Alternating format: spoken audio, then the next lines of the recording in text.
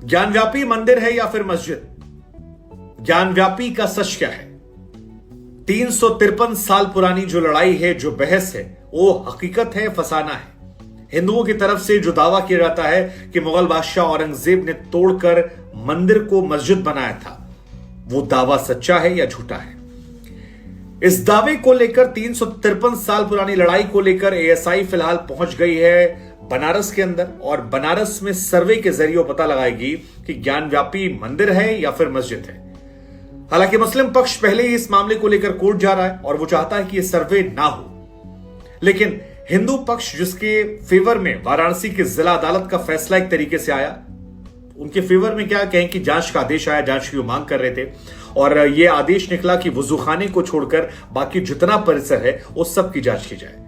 वैसे ये वजूखाने में ही वो स्थान है जहां पर शिवलिंग और मुसलमानों की तरफ से कहा जाने वाला फवारा, इनकी लड़ाई जो है काफी चली थी और जिसके बाद काफी विवाद हुआ था, और यही वो प्रकरण था जिसके बाद गर्माहट बढ़ते बढ़ते बढ़ते बढ़ते नुपुर शर्मा केस हुआ था। नुपुर शर्मा केस में उसके पहले टिप्पणी आई थी कि शिवलिंग नहीं है, वो ये है वो है, नुपुर शर्मा ने पलट कर जवाब दिया, उसके बाद काफी विवाद हुआ, फिर उसके बाद देश ने ऐसी हिंसा का दौर देखा जिससे हम और आप आज तक उबर नहीं पाए, और उसके बाद देश हिंदू मुसलमान के दो हिस्सों में ऐसा बटा कि गहरी खाई देखने को मिली थी। लेकिन वजूखाने के उस स्थल को, जिसको विवादित स्थल कहा जाता है, जहां पर शिवलिंग और फव्वारे की लड़ाई है, उसे हटाकर पूरे परिसर का वैज्ञानिक सर्वे होने वाला है, और मुस्लिम पक्ष जो है इस मामले को लेकर ऊपरी अदालत में जा रहा है।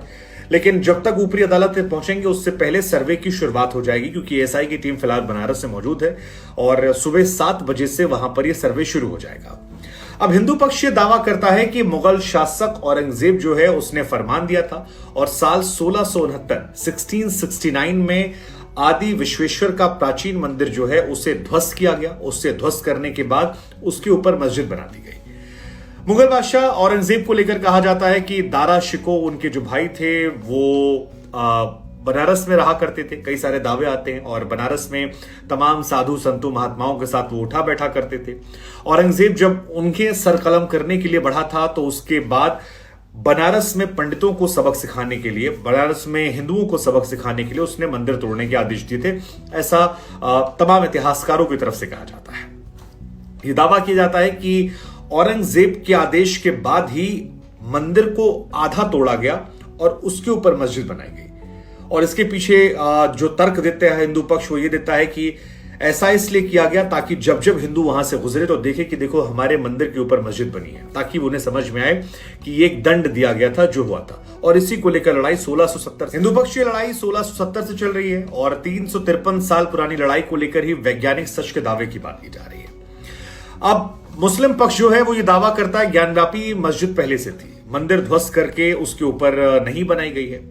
हालांकि ये बातें जो हैं ये टीवी पर कही जाती हैं। अगर आप ऑफ द रिकॉर्ड बात करेंगे तमाम मुस्लिम पक्षकारों से, मुस्लिम पैरोकारों से, क्योंकि ज्ञानव्यापी को लेकर टीवी पर चर्चा करने का मुझे बहुत मौका मिला, और तमाम चर्चा में जब मैं मुस्लिम स्कॉलर से या बाकी लोगों से बात करता हूं तो वो कहते हैं कि हमने अयोध्या वाले मामले में गलती कर दी थी।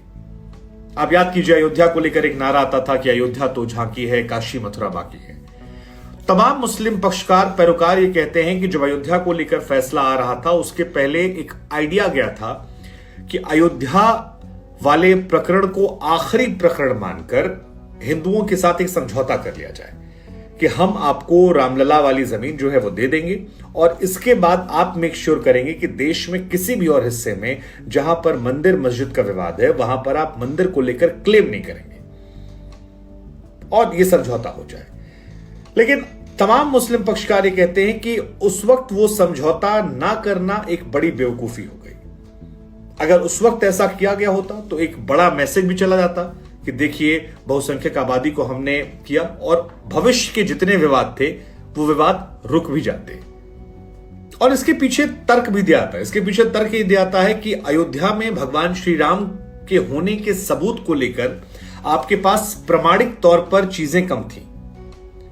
एक भावना थी भक्ति की, नीचे मंदिरों के अवशेष या मंदिर मिल रहे थे, लेकिन अयोध्या तो पूरी राम की थी, तो वहां तो कई सारे मंदिर थे, तो छोटे छोटे मंदिर के जो मूर्तियां या बाकी चीजें मिलेंगी वो तो मिल रहे थे, लेकिन वैसा नहीं था।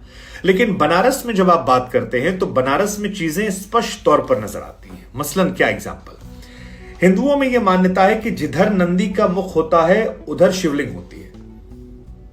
और बनारस अगर आप गए हैं तो बनारस में नंदी का मुख जो है, जो पुराना मंदिर है, वो इसी ज्ञानव्यापी की तरफ है। तो यहां पर यह थ्योरी जो है ये निकल कर आती कि यहीं पर रहा होगा। दूसरा, जो नीचे मंदिर की दीवार है और ऊपर जो मस्जिद बनी हुई है, दोनों दीवारों में फर्क जो है, अगर आप में से कोई भी ज्ञानव्यापी कभी गया होगा या बनारस गया होगा तो उसे वो फर्क साफ साफ नजर आता है, जहां पर स्पष्ट तौर पर दिखता है कि नीचे की कलाकृतियां अलग हैं, ऊपर वाली कलाकृतियां अलग हैं। नीचे त्रिशूल बने हैं, तमाम हिंदुओं के जो साइन होते हैं वो बने हैं। तो वहां पर कोई भी व्यक्ति देखकर प्रथम दृष्टिया यह अंदाजा लगा सकता है कि यहां पर किसी जमाने में मंदिर रहा होगा, और यह दावा हिंदुओं का मजबूत करता है। अयोध्या में कहानी ऐसी नहीं थी। अयोध्या में आपको साबित करने में बड़े पापड़ बेलने पड़ रहे थे, और यही वजह है कि जब आप टीवी डिबेट्स में तमाम हिंदुओं को या हिंदू पैरोकारों को बोलते हुए सुन रहे हैं तो आप उनका ये स्टेटमेंट सुन रहे होंगे। वो कह रहे हैं कि जी आप छोड़िए हमारे ग्रंथों में क्या लिखा हुआ है, आप छोड़िए यहां पर क्या जिक्र, आप ये देखिए कि वहां वैज्ञानिक सबूत क्या। क्योंकि हिंदू पक्ष भी जानता है कि वैज्ञानिक दृष्टिकोण से उनका दावा जो है काफी ज्यादा मजबूत है, महत्वपूर्ण है, और अगर ये सर्वे होता है तो वैज्ञानिक दृष्टिकोण से उनके लिए बड़ा आसान हो जाएगा ये साबित करना कि यहां पर मंदिर है, मंदिर के ऊपर मस्जिद बनाई गई थी। तो ये एक थ्योरी जो है ये निकल कर आती है। अब इस मामले को लेकर जब आदेश पारित हो गया सर्वे का, तो फिलहाल वो बड़े खुश हैं हिंदू पक्ष की तरफ से। कहा जा रहा है कि मस्जिद के 3 तहखाने हैं उनको भी खोला जाएगा, और एएसआई के निदेशक हैं वो कह रहे हैं कि मस्जिद के नीचे एक गुंबद है, गुंबद के नीचे 3 तहखाने हैं, और जीपीआर तकनीक से सर्वेक्षण किया जाएगा। कोशिश की जा रही है कि पूरे परिसर में कोई नुकसान ना हो, ऐसी अत्याधुनिक तकनीकों का इस्तेमाल करके वहां पर सर्वे किया जाए। इमारत पे पश्चिमी दीवार के नीचे सर्वे होगा, खुदाई होगी, तमाम तहखानों के नीचे सर्वे होगा। तो कुल मिलाकर बहुत सारी कोशिश है। इधर पश्चिमी दीवार की उम्र और प्रकृति पर भी सर्वे होगा। अब दावा जो है 1669 में मस्जिद बनाने का, अगर नीचे की दीवार या नीचे की चीज है उनमें उम्र पुरानी होती तो हिंदुओं का दावा मजबूत हो जाएगा। कुल मिलाकर सर्वे शुरू हो गया, सियासत शुरू हो गई है, देश में हिंदू मुसलमान का जो मुद्दा है वो शुरू हो गया है। लेकिन सवाल यह है कि जिस तरह से मामला आगे बढ़ रहा है, क्या एक और बाबरी मस्जिद की तरह एक और जगह? खैर जाते जाते हम आपको एक बार बता दें कि हिंदू पक्ष दावा कर रहा है कि इस स्थान पर एक मंदिर था, भव्य मंदिर था। 17वीं शताब्दी में औरंगजेब आता है और औरंगजेब के आदेश पर इससे ध्वस्त किया जाता है। हिंदू पक्ष ने अदालत के आदेश की सराहना की। अदालत के बाहर जो लोगों की भीड़ थी वो हर हर महादेव के नारे लगा रही थी। हिंदू पक्ष के वकील कह रहे हैं कि भैया ज्ञानव्यापी परिसर के जो 3 गुंबद हैं, पश्चिमी दीवार है, पूरे परिसर को आधुनिक तकनीक से जब जांच की जाएगी तो मामला जो है वो दूध का दूध पानी का पानी हो जाएगा, स्पष्ट हो जाएगा।